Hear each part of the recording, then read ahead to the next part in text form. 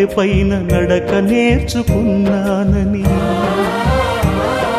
నీ చూపుడు వేలితో లోకాన్నే చూశానని, నాన్నను పూజిస్తే ఆది దేవుని కది అందునని, అమ్మకు బ్రహ్మకు మధ్యన నాన్నే ఒక నిచ్చెనని తెలియనైతి తండ్రి, ఎరుగనైతి నాన్న.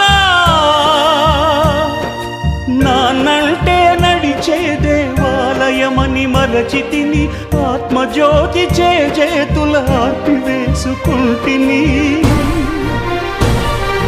మరచిపోయి కూడా నన్ను మన్నించొద్దమ్మా,